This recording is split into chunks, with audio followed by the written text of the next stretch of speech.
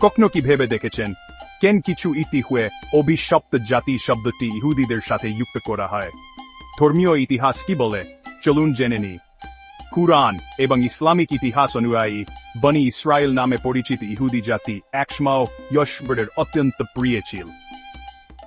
কিন্তু সময়ের সাথে সাথে তাদের এই মর্যাদা হারানোর পেছনে বেশ কিছু কারণ উল্লেখ করা হয়েছে। এর মধ্যে রয়েছে নবীদের সাথে করা অঙ্গীকার ভঙ্গ করা, ঔদ্ধত্য দেখানো এবং এমনকি কিছু বার্তাবাহককে আঘাত করা বা হত্যা করা। এছাড়াও বলা হয়েছে তারা ব্যক্তিগত লাভের জন্য ধর্মগ্রন্থ পরিবর্তন বা অপব্যবহার করেছিল এবং প্রায়শই দাবি করত যে তারাই ঈশ্বরের একমাত্র মনোনীত জাতি। ফেরাউনের হাত থেকে রক্ষা, বিশেষ খাবার এবং নির্দেশনা এমন অনেক আশীর্বাদ পাওয়া সত্ত্বেও তাদের কৃতজ্ঞতা স্থায়ী হয়নি। ইসলামিক বিশ্বাস অনুযায়ী এই কর্মগুলোর ফলস্বরূপ তাদের সতর্ক করা হয়েছিল, তাদের জীবনে কষ্ট এসেছিল এবং ধর্মগ্রন্থে তাদের অভিশপ্ত বলে বর্ণনা করা হয়েছে।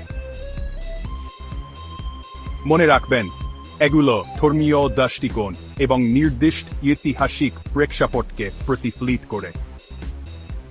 অতীতকে বোঝা আমাদের শিখতে সাহায্য করে, তাই সবসময় এমন বিষয়গুলোকে শ্রদ্ধা এবং খোলা মন নিয়ে দেখা উচিত।